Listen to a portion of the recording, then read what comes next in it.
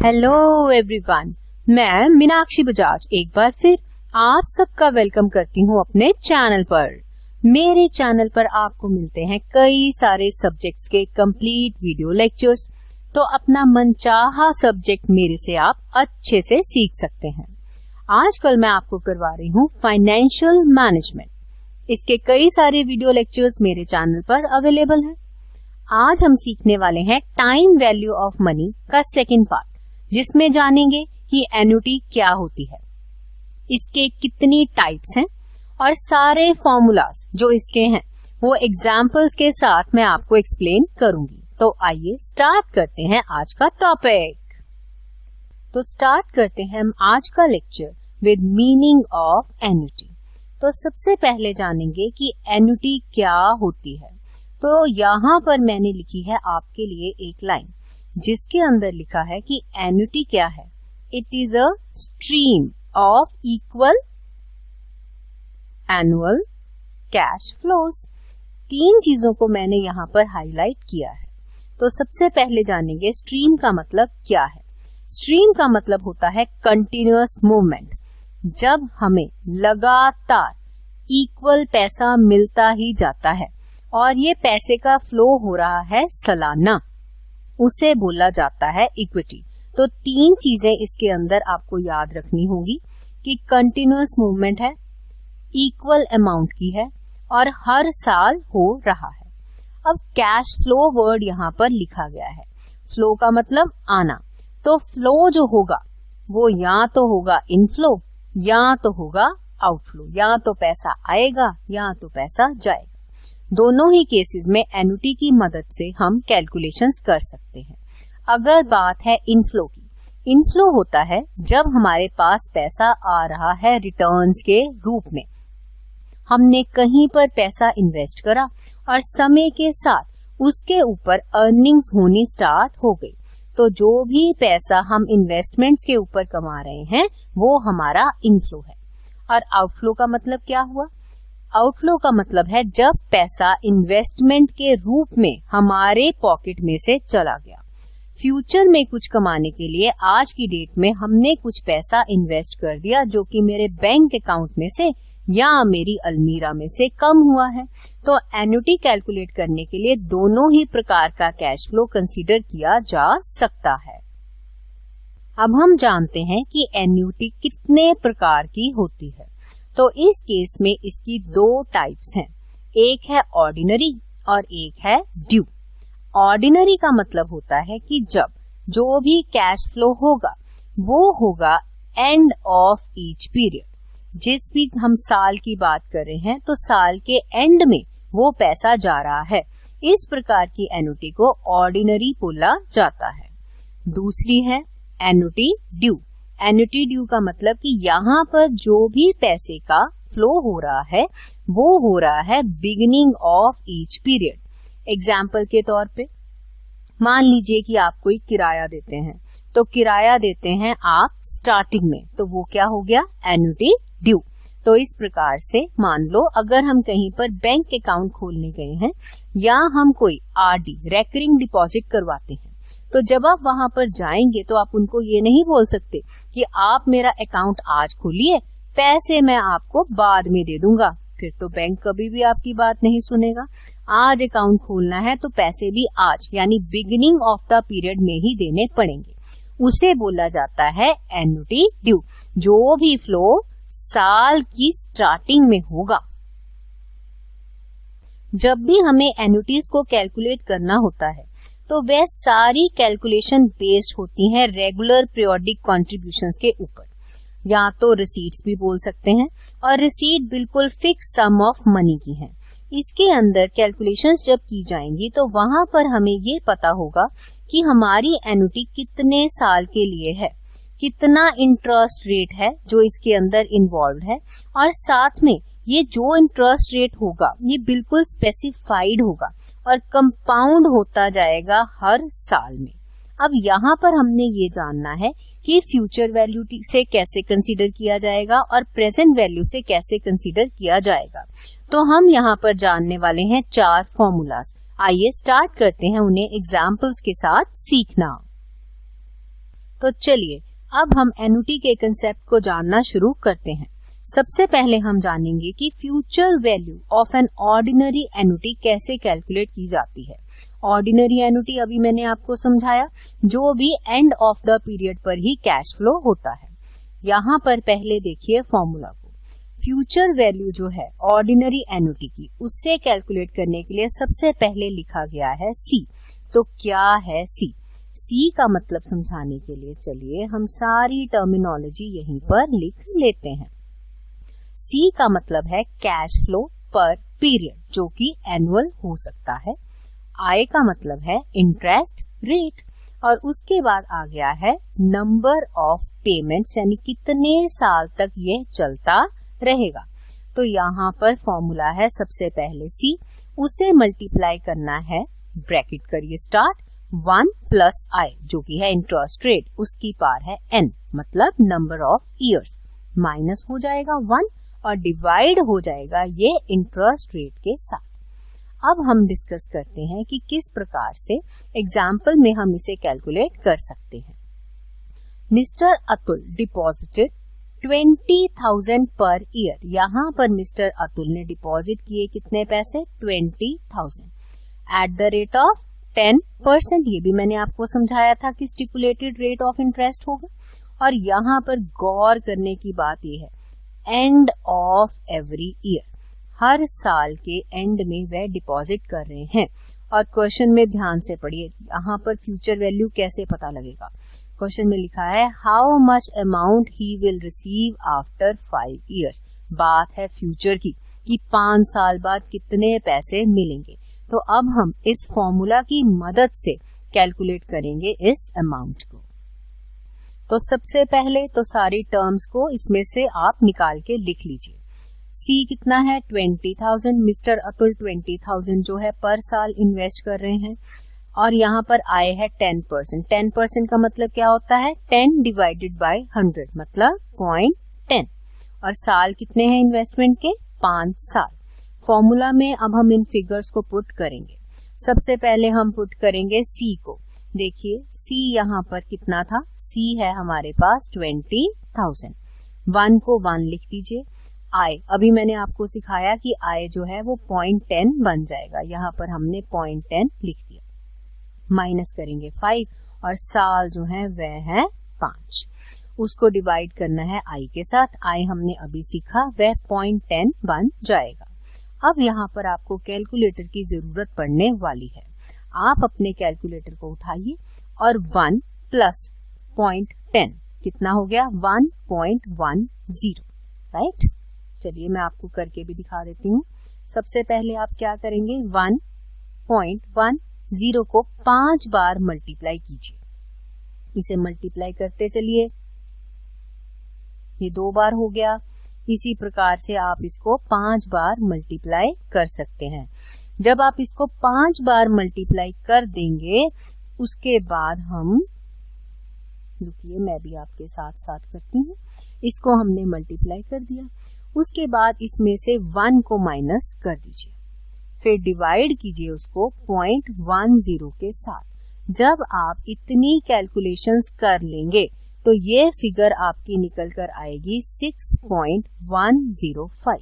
इसे 20,000 के साथ मल्टीप्लाई कीजिए और यहाँ पर आपको आपका जवाब मिल गया है कि जब मिस्टर अतुल डिपॉजिट करेंगे 20,000 रुपया 10% रेट ऑफ इंटरेस्ट के ऊपर 5 साल के लिए, तो जो फ्यूचर वैल्यू उन्हें मिलेगी इस एन्युटी की वह होगी 1,22,000 और 100 रुपए। अब यहाँ पर सोचने की बात यह है कि क्या और भी कोई तरीका है इसे सॉल्व करने का? जी हाँ, बिल्कुल है। चलिए वह भी हम सीख लेते हैं। हमने यहाँ पर एन्युटी की वैल्यू निकाल ली और एन्युटी की वैल्यू तो हमें मालूम अच्छे से लग गई। अब इसका है एक और तरीका जो कि है आपकी किताब के अंदर ही। किताब के अंदर आपको इंडेक्स में दिखाई देगा टेबल A2, जिसके ऊपर लिखा होगा the compound value of an annuity of ₹1। चलिए देखते हैं। अब इस टेबल को देखना भी एक कला है। आज मैं आपको वह भी सिखा देती हूँ। यहाँ पर जब आप गौर करते हैं तो आपको दिखाई देता है ये टेबल के अंदर लिखा गया रेट। यहाँ पर सबसे ऊपर आपको दिखाई दे रहे हैं सारे के सारे रेट। इन रेट्स के अंदर यहाँ पर ये देखिए सारे रेट्स हैं और हमारी जो एग्जाम्पल है उसके अंदर हम जो रेट को कैलकुलेट कर रहे हैं वह रेट है 10% का। अब इस 10% के रेट के अंदर हमने ये जानना है कि कितने साल के लिए हमारी इन्वेस्टमेंट थी। हमारी इन्वेस्टमेंट थी 5 सालों के लिए। अब इन 5 सालों को हमने कैलकुलेट करके यहाँ पर दिखाना है। 5 साल और 10% का मिल रहा है ब्याज, तो हम रुक गए यहाँ पर। अब जरा यहाँ पर गौर कीजिए, इंटरसेक्शन हो गई ना। तो अब इस इंटरसेक्शन के अंदर जो वैल्यू निकल कर बाहर आई है वह वैल्यू आई है 6.105 की। तो अब जरा गौर करो, जो मैंने आपको फॉर्मूला के अंदर वैल्यू निकाल कर बताई थी इतनी लंबी कैलकुलेशन करने के बाद वह वैल्यू भी क्या थी 6.105। तो टेबल की मदद से आप ये जो इतनी बड़ी रेट ऑफ इंटरेस्ट या डिस्काउंट फैक्टर निकालने की कैलकुलेशंस है उससे छुटकारा पा सकते हैं। अब मान लीजिए अगर आपको एग्जामिनेशन के अंदर बोला जाता है कि आपने एनुअल कंपाउंडिंग दिखानी है कि हर साल एन्युटी की कितनी वैल्यू आती जाएगी, तो वह करना भी मुमकिन है। देखिए अब उसे किस प्रकार से कैलकुलेट किया जाता है। सबसे पहले तो याद कीजिए हम कौन सी ऑर्डिनरी इक्विटी की बात कर रहे हैं जो साल के एंड में होती है। तो यहाँ पर एक बात सीखनी बहुत जरूरी है कि अब ये जो इन्वेस्टमेंट है ये इन्वेस्टमेंट 5 साल तक चलती जाएगी। देखिए एंड ऑफ द ईयर में मैंने यहाँ पर 5 साल लिख रखे हैं। अमाउंट डिपॉजिटेड तो हर साल सेम ही है। मिस्टर अतुल 20,000 रुपया हर साल इन्वेस्ट करते हैं। पर यहाँ पर एक बात समझनी बहुत जरूरी है, पहले साल के अंत में जाकर वह इन्वेस्टमेंट करेंगे, यानी कि जो उनके कंपाउंडिंग के ईयर बचेंगे, अंत में की है ना, तो कितने ईयर बचेंगे 4। फिर उसके बाद जब दूसरा साल आ जाएगा तो कितने बचेंगे 3। तीसरे साल में कंपाउंडिंग होगी 2 सालों की, और जब चौथा साल आएगा तो कंपाउंडिंग होगी सिर्फ और सिर्फ 5वें साल के लिए, और 5वें साल में कंपाउंडिंग होगी 0, क्योंकि उनकी जो इन्वेस्टमेंट आएगी वो अंत में आने वाली है। तो यहाँ पर हम उनकी जितनी भी अमाउंट डिपॉजिटेड है उसकी फ्यूचर वैल्यू कैलकुलेट कर सकते हैं टेबल A1 के साथ। अब टेबल A1 को किस प्रकार से देखना है, चलिए ये भी हम जान लेते हैं। तो ये है वह टेबल जिसे देखना मैंने आपको पिछले वीडियो लेक्चर के अंदर भी सिखाया था। अब यहाँ पर जो इन्वेस्टमेंट है वह 10% रेट ऑफ इंटरेस्ट के लिए की जा रही है। तो ये लास्ट कॉलम को ध्यान से देखिए, 10% रेट ऑफ इंटरेस्ट के लिए। और जैसे कि मैंने आपको सिखाया कि यहाँ पर कंपाउंडिंग होगी 4 सालों के लिए, क्योंकि ये ऑर्डिनरी एन्युटी का क्वेश्चन है, तो एंड ऑफ द ईयर में इन्वेस्टमेंट चलेगी। तो यहाँ पर हम क्या करेंगे, हम चौथे साल से इसको देखना शुरू कर देंगे। तो चौथे साल में देखिए यहाँ पर कितनी वैल्यू है 1.64 की। तो चलिए देखते हैं। अब हमने इन वैल्यूज को पुट करना है अपनी इलस्ट्रेशन के साथ। तो यहाँ पर हमने टेबल वैल्यू देख ली थी, अब उस टेबल वैल्यू को आप यहाँ पर पुट कर देंगे।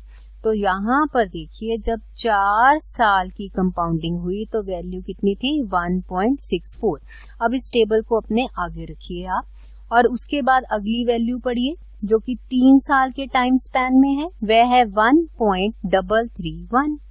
अगली वैल्यू के ऊपर देखिए 2 साल वाली के आगे वो है 1.210, और 1 के आगे यानी फर्स्ट ईयर के आगे जो वैल्यू है वह है 1.100, और जो आखिरी यानी 5th ईयर है वहां पर आपने लिख देना है 1, क्योंकि वह कोई भी कंपाउंडिंग के लिए एलिजिबल नहीं है।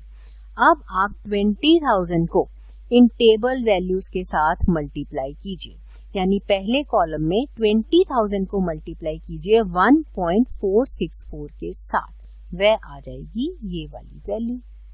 इसी प्रकार से हर बार जो अमाउंट डिपॉजिटेड है उसे जो प्रेजेंट वैल्यू इंटरेस्ट फैक्टर यानी टेबल वैल्यू उसे आपने उसके साथ मल्टीप्लाई करते जाना है। और जब आप इन सब को ऐड कर देंगे, इन सारी वैल्यूज को आप ऐड कीजिए अपने कैलकुलेटर के ऊपर और आंसर आपको यहाँ पर मिल जाएगा। आंसर क्या होगा? आंसर होगा सेम, यानी कि 1,22,100। तो हम यहाँ पर निकाल पाए हैं future value of annuity at the end of 5 years. तो इस प्रकार से मैंने आपको तीनों चीजें बता दी कि जहां पर आप कंपाउंडेड एन्युटी को फॉर्मूला की मदद से, एन्युटी टेबल की मदद से और सालाना रूप से भी कैलकुलेट कर सकते हैं। अब हम पहुंच गए दूसरे फॉर्मूला के ऊपर, यानी अब हम कैलकुलेट करेंगे फ्यूचर वैल्यू जो कि होगी एन्युटी ड्यू की। एन्युटी ड्यू का मतलब क्या था? एन्युटी ड्यू का मतलब था कि जब कैश फ्लो तो होगा, लेकिन वह कैश फ्लो होगा बिगिनिंग ऑफ द ईयर में। तो यहाँ पर हम एग्जाम्पल को थोड़ा सा बदल देते हैं तो मिस्टर अतुल ही और वो 20,000 ही इन्वेस्ट कर रहे हैं। रेट है 10% का, 5 साल के लिए इन्वेस्ट करेंगे। बट सबसे बड़ा फर्क क्या लिख दिया मैंने कि बिगिनिंग ऑफ एवरी ईयर में वो करते हैं। यहाँ से आपको ये पता लग गया कि ये जो क्वेश्चन है ये है एन्युटी ड्यू का। तो फिर निकालनी तो फ्यूचर वैल्यू ही है, क्योंकि लिखा तो यही है कि बताइए कि 5 साल बाद उन्हें कितने पैसे मिलेंगे। तो फॉर्मूला यहाँ पर थोड़ा सा बढ़ गया है। पहला हिस्सा तो है सेम अगर आप कंपेयर करेंगे तो, लेकिन यहाँ पर आप देखेंगे कि बाद में उसे मल्टीप्लाई कर दिया गया है 1 प्लस रेट ऑफ इंटरेस्ट के साथ। अब ऐसा क्यों हुआ? क्योंकि यहाँ पर आप जो इन्वेस्टमेंट्स आप बिगिनिंग में कर रहे हैं, सूनर द बेटर, ठीक है ना। तो चलिए अब हम इस एग्जाम्पल को सॉल्व कर लेते हैं। तो सबसे पहले आप सारी फिगर्स को इसमें से लिख लीजिए। जानिए C कितना है? C है हमारा 20,000 का, तो C लिख गया 20,000। उसके बाद I कितना है? 10%। 10 का परसेंट का मतलब 10/100 यानी 0.10।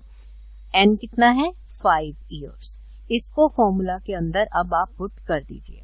सबसे पहले लिखिए C को, फिर उसे मल्टीप्लाई कीजिए 1 प्लस I यानी 1 प्लस 0.10। साल कितने हैं? 5, राइट। उसको माइनस करना है 1 और डिवाइड करना है दोबारा रेट ऑफ इंटरेस्ट यानी I के साथ, जो कि है हमारा 0.10। मल्टीप्लाई करना है 1 प्लस रेट ऑफ इंटरेस्ट यानी 0.10। अब इसको दोबारा से कैलकुलेटर की मदद से ही आपको सॉल्व करना पड़ेगा। सबसे पहले 1.10 को 5 बार अपने आप से ही मल्टीप्लाई कीजिए, यानी 1.10 मल्टीप्लाई बाय 1.10। इसी प्रकार से 5 बार इसको लिखते चलिए। जो भी अमाउंट आई है उसमें से 1 माइनस कर दीजिए और डिवाइड कीजिए 0.10 के साथ। यहाँ पर आपका आंसर आएगा 6.1 और 1 में जब 0.10 ऐड हुआ वो हो गया 1.10। सारे को मल्टीप्लाई किया और हमारे पास आंसर आ गया 1,34,312। देखिए पिछले से ज्यादा है ना, यानी अगर आप इन्वेस्टमेंट को बिगिनिंग में करेंगे तो वहां पर एन्युटी जो है वो बिगिनिंग में ही कंपाउंड होनी स्टार्ट हो जाएगी और आपकी रिटर्न्स ज्यादा ही होंगी। अब यहाँ पर हमने सीख लिया कि फ्यूचर वैल्यू का कंसेप्ट क्या है। अब हम चलते हैं अगले कंसेप्ट के ऊपर। अगला कंसेप्ट जो हमारा है वह है प्रेजेंट वैल्यू का कंसेप्ट। हम जानेंगे कि प्रेजेंट वैल्यू ऑर्डिनरी एन्युटी की कैसे निकलती है और एन्युटी ड्यू की किस प्रकार से कैलकुलेट होती है।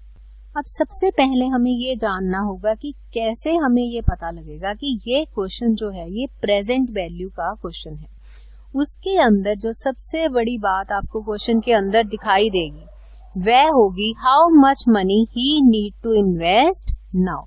यहाँ पर हमें ये मालूम करना होगा कि आज की डेट में कितना पैसा इन्वेस्ट करें।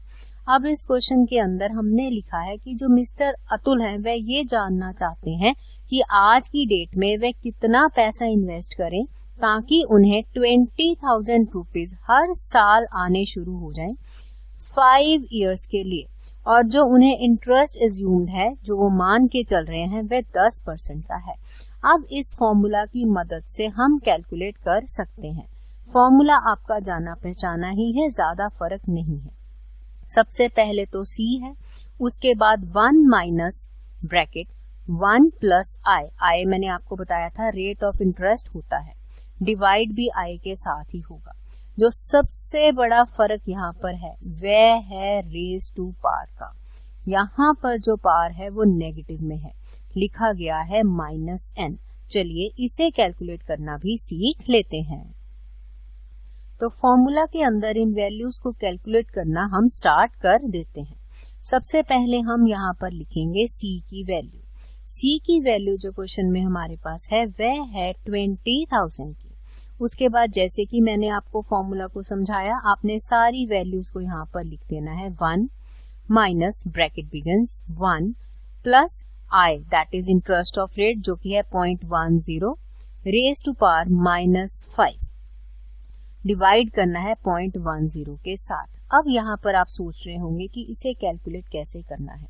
सबसे पहले आप ब्रैकेट को ही सॉल्व कीजिए। 1.10 अब यहाँ पर आप अपने साइंटिफिक कैलकुलेटर को यूज कर सकते हैं। 1.10 लिखिए, उसके बाद रेज टू पावर के साइन को आप यहाँ पर प्रेस कीजिए, फिर उसे -5 की पावर से कर दीजिए। यहाँ पर आपके पास आंसर आएगा 0.6209। इसके बाद आप इसको 1 में से माइनस कर दीजिए। जब आप इसको 1 में से माइनस करेंगे तो आपके पास जो आंसर आ जाएगा वह होगा 3.791। उसे 20,000 के साथ मल्टीप्लाई कर दीजिए और यहाँ पर आपका आंसर आ जाएगा 75,800 रुपीज। अब दोबारा से मैं आपको समझाने वाली हूँ कि अगर आप इस कैलकुलेशन को ना यूज करते हुए क्या किसी और तरीके की मदद से आंसर निकाल सकते हैं, तो बिल्कुल हाँ। ये वाला जो पार्ट है इसको हम टेबल वैल्यू की मदद से कैलकुलेट कर सकते हैं। आइए देखते हैं कि किस प्रकार से बिना कैलकुलेशन किए हुए हम इस फिगर को पा सकते हैं।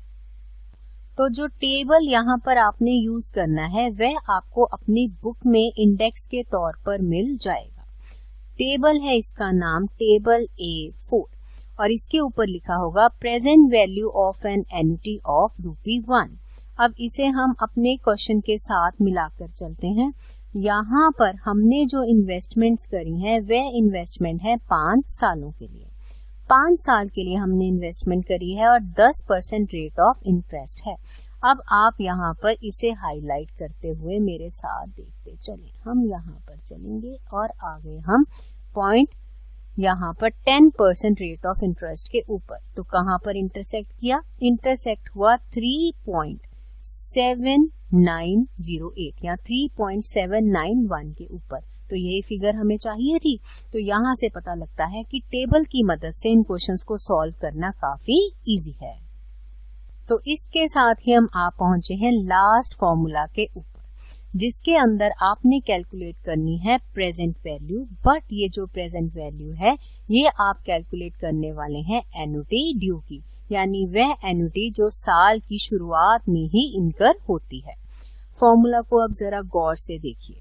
इतना पार्ट तो है पिछले फॉर्मूला के साथ सेम, पर फॉर्मूला बढ़ गया है, साथ में मल्टीप्लाई हो गया है 1 प्लस आई। अब एग्जाम्पल को जरा ध्यान से पढ़ लीजिए। यहाँ पर भी यही लिखा है कि मिस्टर अतुल ये जानना चाहते हैं कि नाउ अगर अभी वह ये कितना पैसा रिसीव करेंगे अगर वह 20,000 रुपया हर साल आने वाले 5 सालों के लिए इन्वेस्ट करते रहें 10% रेट ऑफ इंटरेस्ट के ऊपर। यहाँ से पता लगता है कि वह प्रेजेंट आज की डेट को जानना चाहते हैं और इन्वेस्टमेंट्स जो हैं वह उनकी बिगिनिंग में हैं। तो यहाँ पर भी 2 तरीके हैं, या तो हम फॉर्मूला की मदद से कैलकुलेट कर सकते हैं या टेबल की मदद से। तो फॉर्मूला के ऊपर जरा आप गौर कीजिए। वैसे अभी तक आपको काफी हद तक ये फॉर्मूला समझ आ चुका होगा। सबसे पहले आपने यहाँ पर लिखा है सी हमारे क्वेश्चन में है 20,000 रुपीज का। उसके बाद यहाँ पर लिखा है 1 प्लस ब्रैकेट बिगिन होती है और यहाँ पर आपका है 1 प्लस रेट ऑफ इंटरेस्ट जो कि है 0.10। इसकी पावर -n है, यानी कितनी है -5। डिवाइड करना है आपने i के साथ, यानी 0.10 के साथ। फिर इसे हमने मल्टीप्लाई करना है 1 प्लस रेट ऑफ इंटरेस्ट यानी 0.10 के साथ। तो जैसे कि मैंने आपको अभी बताया, आप इसमें अपना साइंटिफिक कैलकुलेटर यूज कर सकते हैं। तो जब आप ब्रैकेट को सॉल्व करेंगे, यानी 1.10 को आप यहाँ पर उसकी रेज टू पावर -5 के साथ सॉल्व करेंगे और उस वैल्यू को आप 1 में से सब्ट्रैक्ट करते हुए 0.10 के साथ डिवाइड करेंगे तो आपको मिल जाएगी फिगर 3.791 और पिछली फिगर को भी सॉल्व करेंगे, वह आ जाएगी 1.10। इन दोनों को आपस में मल्टीप्लाई कीजिए, वो आ जाएगा यहाँ पर इतनी वैल्यू। इस सारे को आप 20,000 से मल्टीप्लाई कर दीजिए। तो सॉरी, यहाँ पर थोड़ी सी हमारी पॉइंट की मिस्टेक थी। यहाँ पर जो हमारी फिगर आएगी वह आएगी 4.1701। इसे हमने 20,000 के साथ मल्टीप्लाई करना है और हमारी फिगर आ जाएगी 83,402 रुपीज। अब यहाँ पर बात है वही कि क्या ये जो सारा है इससे छुटकारा पाने का कोई तरीका है? तो बिल्कुल है, तरीका है हमारा टेबल। चलिए देखते हैं किस प्रकार से है। तो फिर से टेबल आपको कहाँ मिलेगा? अपनी किताब में इंडेक्स के अंदर। और इस टेबल का नाम क्या होगा? इस टेबल का नाम जो आपको मिलेगा वह होगा present value annuity due table. अब हमारी इलस्ट्रेशन के अंदर हमने जो इन्वेस्टमेंट करी है वह करी है 5 सालों के लिए और जो हमें रेट ऑफ इंटरेस्ट मिल रहा है वह है 10% का। तो यहाँ पर 10% और 5 साल, तो हमारी फिगर क्या आ गई? 4.1699 या यूं कहें 4.17। यही फिगर तो हमें चाहिए थी। तो इस प्रकार से आप 20,000 को डायरेक्टली इसके साथ मल्टीप्लाई करके अपना आंसर निकाल सकते हैं। तो इसके साथ ही हमारा आज का वीडियो लेक्चर कंप्लीट हुआ, जिसमें हमने जाने डिटेल में ऑर्डिनरी एन्युटी और एन्युटी ड्यू, इसके सारे फॉर्मूलास। मुझे उम्मीद है कि अब आप अपने प्रैक्टिकल क्वेश्चंस इजीली सॉल्व कर पाएंगे और मेरे चैनल के साथ जुड़े रहेंगे। तो मिलते हैं हम बहुत जल्द एक इंटरेस्टिंग वीडियो लेक्चर के साथ।